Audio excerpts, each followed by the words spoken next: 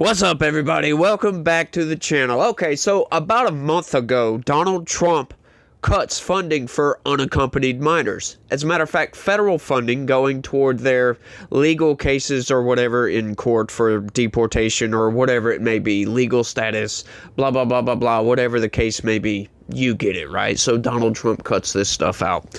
And, we're all pretty much good with that. Why should federal dollars flow to lawyers, for crying out loud, to help these people? Like, where's the pro bono work? Where's all the leftist lawyers over here just offering to do this for free? That's what I'm wondering, right? If these people are so compassionate about unaccompanied minors, which in the first case, that should not even be a thing, in my opinion. But today, check this out, y'all. Legal services for unaccompanied migrant children still uncertain after judge orders reinstatement. That is right. So, a judge, once again, all these damn injunctions and all these orders reversing Donald Trump's policies is kind of ridiculous if you ask me. But this one kind of, this one muddies the waters a lot because this is unaccompanied migrant children that come across the border illegally, by the way. And then we're just expected to take these people in, which, at a certain point, I don't mind that, to be honest with you. If you drop off a kid, 1, 2, anywhere up to 12, 13 years old, right? I'm like, okay, something has gone drastically wrong with this person's situation, with their parents, with whatever's going on in their home. We need to take these kids, put them into foster care, and try to adopt them out to somebody, right? Because obviously their parents do not care about them. That's my feelings on the situation. That's my, I guess you could say, compassionate side. Anything over that, yeah, I don't really care. Deport these people back to their country. I don't think the federal government needs to be spending thousands, if not hundreds of thousands of dollars to pay lawyers, for crying out loud, for legal funds to figure out if we're going to keep these kids, deport them, or what have you. I think that is utter nonsense. Just complete nonsense. I would even stretch that number all the way up to like 14, right? Once you get past 14, no, I'm sorry. It's just ridiculous in my opinion. But let's get into this story right quick because check this out, y'all. Legal aid clinics that sued the Trump administration after it canceled legal services for migrant children alone in the country say they are still in limbo a day after a federal judge in California ordered the reinstatement of direct legal assistance. That to me is quite insane, that a judge can force the federal government to pay a lawyer. That it blows my freaking mind, y'all. It really does. I can't really see that. I can see this getting overturned quite easily, as a matter of fact. Like, once again, we have NGOs, we have nonprofits. There's all kind of groups out there that help, criminal aliens, migrants, what have you, right? Especially unaccompanied minors. Which, by the way, like, you don't hear the left crying, screaming, gnashing their teeth about the 300 and something thousand unaccompanied minors that the Biden administration just lost somewhere. We don't know where they're at. We don't hear the left screaming about the, 30-something thousand unaccompanied minors that were actually given out to known gang members, drug dealers, blah, blah, blah, you name it, just bad people, or at least people that had a criminal history. Right? Some of them were known drug members that were actually, these children were turned over to these people on purpose. Dr. Phil went on to The View and he did a lot of reporting on this, that yes, there are children that come across that border that get trafficked into slavery, for crying out loud, inside the United States. That is absurd. But you don't hear anything from the left over this. But you will hear them yelling, screaming, gnashing their teeth about the federal funding that flows to lawyers, for crying out loud, to pay for legal defense for these children. That's absurd. That to me is just blatantly absurd. Like, come on, where's your so-called compassion? Like, why are we even allowing this? Like, seriously. Once again, like I said, if it's a child under a certain age, totally agree. Let's take the kid, put him into foster care, try to get them adopted out to a good family. But, that's another thing. The requirements for adoption are so insane that actually under the Biden administration, there were a lot of Christian families getting turned away. It's like, what? Christian, what? I thought Joe Biden was a Catholic, but I guess not. There were a lot of good Christian families. I had a coworker of mine, as a matter of fact, tried to adopt 2 unaccompanied migrant children.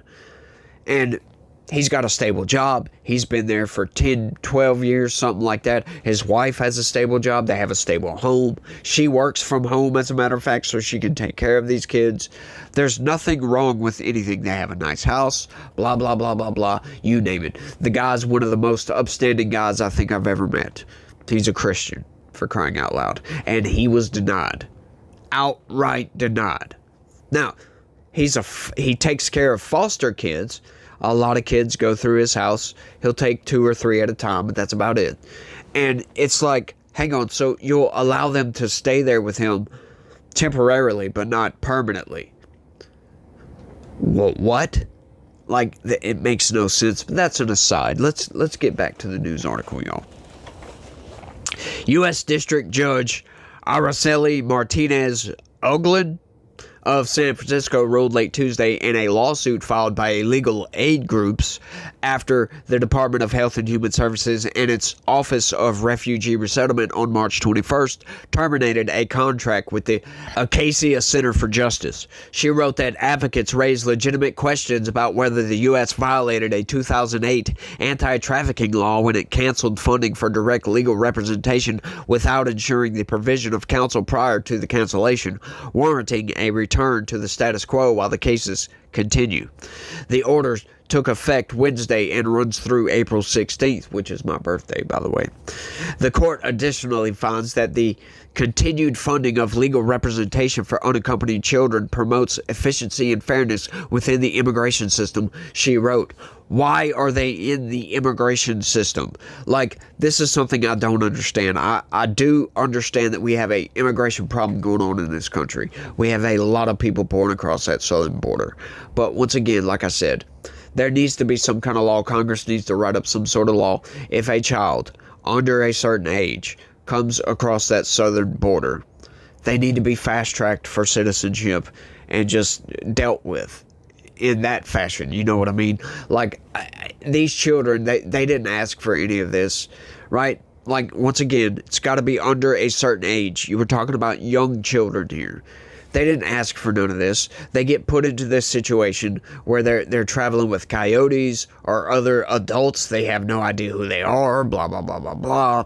Like, seriously, I think we should also have a task force put together to get these children's names, as a matter of fact, and go and locate their parents and ask for extradition for criminal charges for their parents.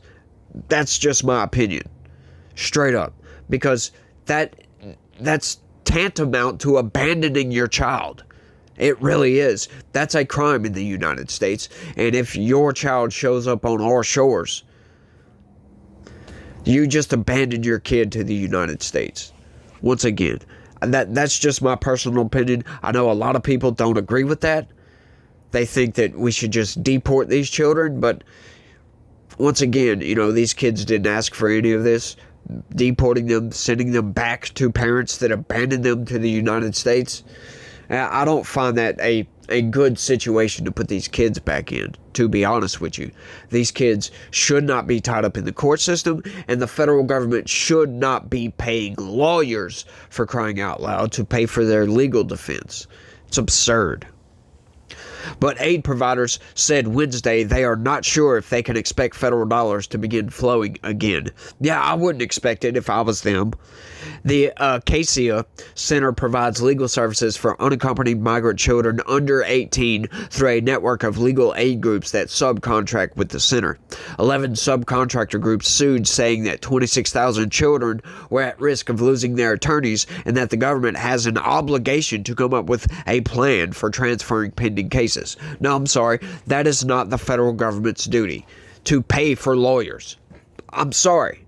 That is just not. If you want to give them DOJ lawyers, sure.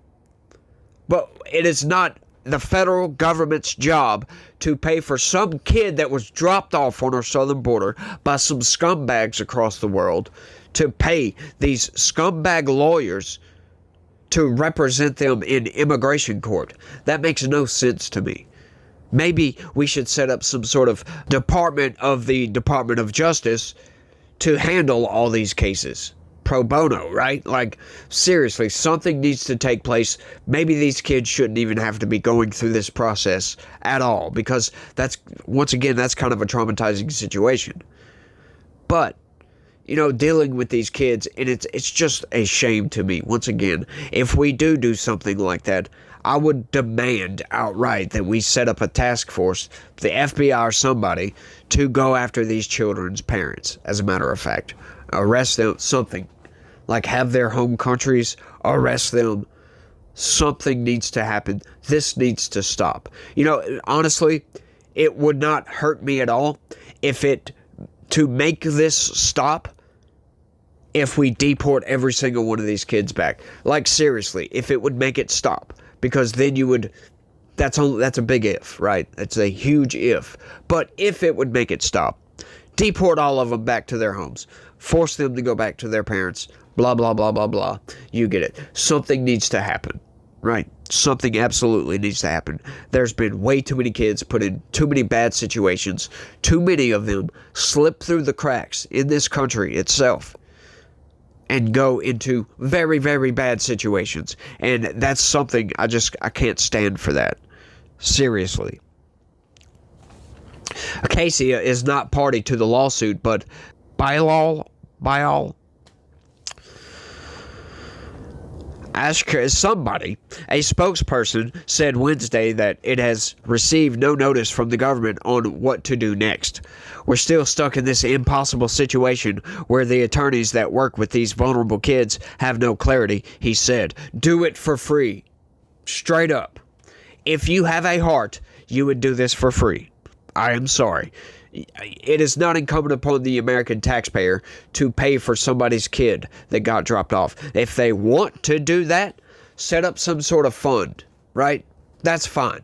If Americans want to donate their dollars to pay for this, good. I would actually encourage people to do so, because once again, there's a lot of children that get put in very bad situations because of this same very issue.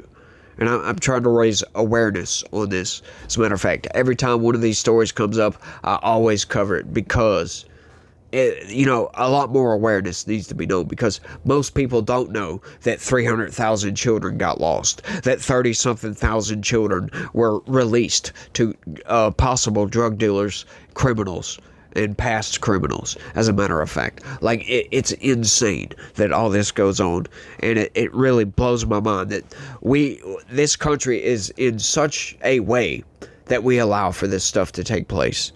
It is crazy that the world is like this.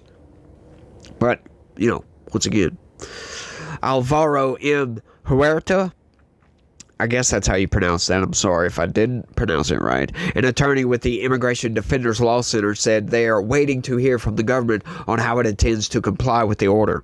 Meanwhile, legal aid providers do not know if they can rehire staff to take on new clients, he said. Many organizations continue to represent children in court given their ethical and professional obligations, even without getting government funding to do so, he said. There you go. That's what I'm talking about. The Trafficking Victims Protection Reauthorization Act of 2008 created special protections for migrant children who cannot navigate a complex immigration system on their own.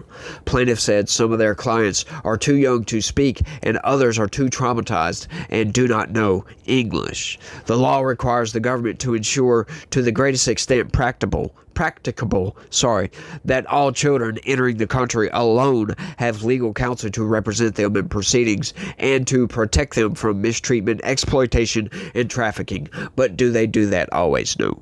The federal government under the Biden administration absolutely dropped the ball on this, and in some cases did it on purpose, y'all. As a matter of fact, I covered all these stories a while back, and this is one of the reasons I became such a vocal opponent on migrant children, unaccompanied migrant children, is because of those stories from the Biden administration. They were absolutely horrific and were definitely grounds for impeachment.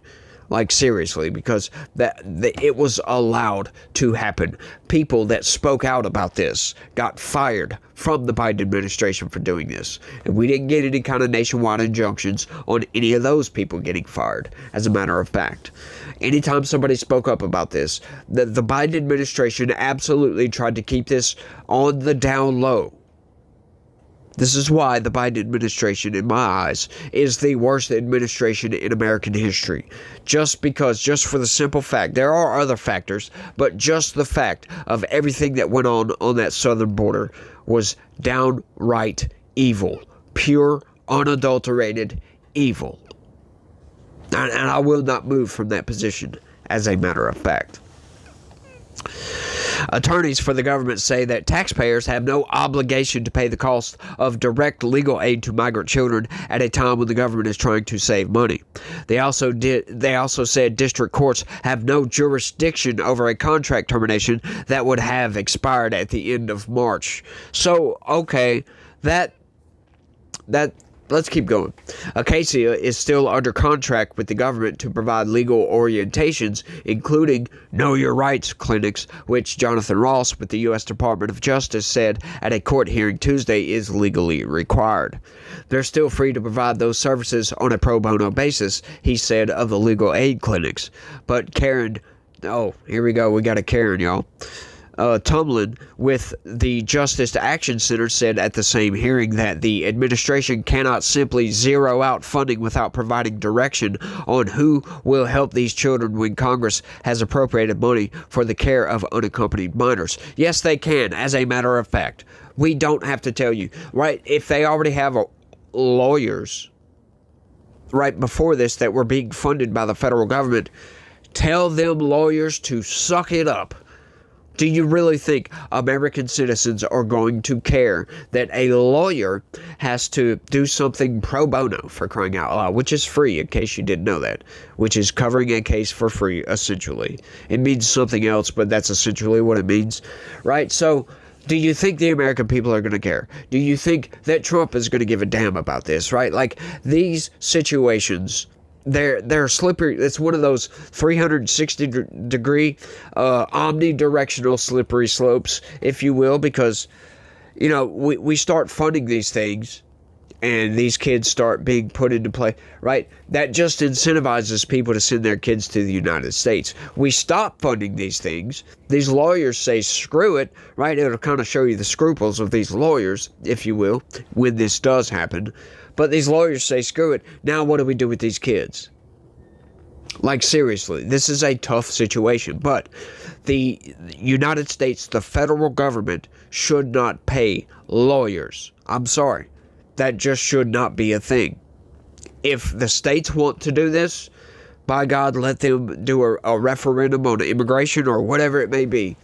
Let them vote for this. If the states want to do it. But I think we have enough pretty well-off, wealthy NGOs, nonprofits, other groups in this country, lawyers, law offices, for crying out loud, make plenty of money, that they can afford to take a few of these cases pro bono, for crying out loud. They should not be asking for a handout from the federal government to cover a couple of cases. Spread this out widely if you need to, right?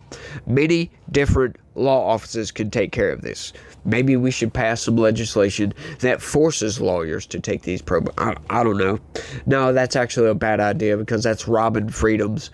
And that's kind of taken away from the free market a little bit, if you will. We don't need to be doing that. We already have enough loss of freedom in the free market, right? Let's keep going. This thing's almost done. They need to make sure, to the greatest extent practicable, I don't know why I have so much trouble saying that there is a plan, she said. The temporary order by Martinez Uglund, who was appointed by President Joe Biden, prohibits the government from withdrawing services or funds Congress has appropriated for such children. The legal services contract, which was set to expire unless renewed in March, was worth $200 million, which is a fraction of the overall $5 billion Congress appropriated for the overall unaccompanied migrant children services, including housing or shelter. The Department of Health and Human Services said in email it does not comment on ongoing litigation. This is the third legal setback in less than a week for the Trump administration's immigration crackdown, though all may prove temporary as the lawsuits advance. On Friday, a federal judge in Boston said people with final deportation orders must have a meaningful opportunity to argue against being sent to a country other than their own. On Monday, another federal judge in San Francisco put on hold plans to end protections for hundreds of thousands of Venezuelans. This story has been updated to clarify that legal aid for minors is a $200 million piece of $5 billion appropriated by Congress to assist unaccompanied migrant children, and to correct that Acacia is under a modified contract with the federal government, not a new contract. So, if that contract was set to end in March, there is nothing that this judge, once again, these judges are just insane, in my opinion. They are ruling outside their jurisdiction. They're ruling outside their authority to do so. And it's like Newt Gingrich said, it's a coup d'etat. There is clearly a potential constitutional crisis involving the judicial branch's effort to fully override the legislative and executive branches. 15 district judges effectively seized control of various executive branch duties in the first 6 weeks of the current presidency through nationwide injunctions. This is potentially a judicial coup d'etat. It clearly violates the Constitution and more than 200 years of American history. This is a constitutional balance of power. The legislative and executive branches can reshape the judiciary branch. It is a useful reminder in considering the current situation. Unelected lower court judges have been steadily grabbing power for years. It was such an obvious threat that in 2012, Vince Haley and I wrote, "Bringing the Court Back Under the Constitution." It is an historic study which I am submitting for the record. According to Harvard Law Review, there were 96 nationwide injunctions ordered by district courts from 2001 to 2023. Two-thirds of them, 64, were issued during President's time in office. Furthermore, 92% of the injunctions against President Trump were issued by judges appointed by Democratic presidents. Since January 20th, 2025, lower courts have imposed 15 nationwide injunctions against the current Trump administration. This is compared to 6 during George W. Bush's 8 years, 12 during Barack Obama's 8 years, and 14 during Joe Biden's 4-year term. The notion that unelected lawyers can micromanage the executive branch and override a commander-in-chief who received 77.3 million votes should trouble every American. This is particularly troubling for issues of national defense and public safety. Around 500 BC, Sun Tzu asserted in The Art of War that, quote, "Speed is the essence of war." How can the United States have speed in national security issues if opponents can judge shop to find someone ambitious or arrogant enough to block, repudiate, or delay the president's decisions? There are 677 authorized district judgeships. How many think they can override duly elected presidents? This summary statement has 4 propositions. First, the courts have often been challenged. President Jefferson wrote, quote, "Judges as the ultimate arbiters of all constitutional questions would place us under the despotism of an oligarchy," close quote. President Andrew Jackson was in constant fights with the Supreme Court. President Abraham Lincoln made the Dred Scott decision expanding slavery a centerpiece of his 1858 senatorial campaign. In his first inaugural, President Lincoln warned that if the Supreme Court held supreme rule, quote, "the people will have ceased to be their own rulers, having to that extent practically resigned their government into the hands of that eminent tribunal," close quote. Second, as the Judiciary Act of 1802 proves, the legislative and executive branches can constitutionally defend their rights, and they have in the past. It is historically and constitutionally wrong to think the legislative and executive branches are helpless against judiciary actions. Third, the Supreme Court could intervene to eliminate this attack on the executive branch by district judges. Chief Justice Roberts could end the growing confrontation by establishing a rule that any nationwide injunction issued by a district court against the executive branch would be suspended in implementation and immediately taken up by the Supreme Court. This would remedy the lengthy appeals process. Fourth, the Congress and the President can take decisive steps toward bringing the judiciary back into a constitutional framework. Yeah, that is a fascinating clip, as a matter of fact, and I'm sorry I waited all the way to the end of the freaking video to play it, but, you know, I didn't have anywhere else to insert it into the damn thing. It was another story I was going to cover, to be honest with you, and I saw this one, and I was like, no, I got to put that to a side. Once again, I prioritize these types of stories, like, always. I prioritize these, once again, raising awareness for this. Speaking of, my wife has just started a nonprofit.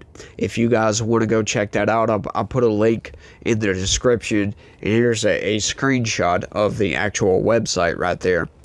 So you guys go check that out. It's meant to help people that come out of jail, essentially, to try to get their life back on track. My wife's always wanted to be a probation officer, and you know, the district attorney, the local district attorney around here is he's a prick, and you know, he has robbed her several times of attaining that position, if you will.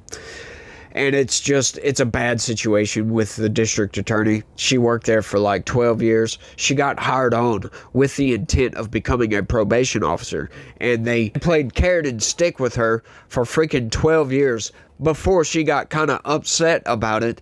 And then they decided to fire her for no apparent reason. Right? She's got a different job now. But anyway, yeah. So y'all go check that website out. And it's just been started, so it's not kind of fully funded yet, if you will. And it's probably going to be a while before it is fully funded. But that's the main focus of it. When I get some more information on it, I'll get it to you guys. But this is all just crazy, right? I think something needs to be done about this. Once again, there's plenty of NGOs, these rich law firms. They could pay for all this. They want a handout from the government. Once again, it gives an opportunity for fraud, if you will, abuse of the system. By taking all this money, they can charge the government exorbitant prices for these cases, a lot more than they would charge a normal individual, right? It's just insane, and I don't like it whatsoever. And I don't like this situation either, but it is what it is. You know, the Biden administration was allowing all this to just take place instead of trying to stop it. You know, if we were to just deny entry to these people, it would stop. Sure, there would be some children that are kind of left out in the open, right? But it would stop.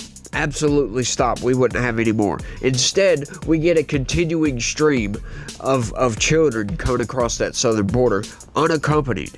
That's just the most insane thing to me. It's one of the most evil acts. It's just crazy to me. But y'all let me know what y'all think. That's all I got on this one. I want to thank everybody for watching. And y'all try to have a good day. Stay legitical.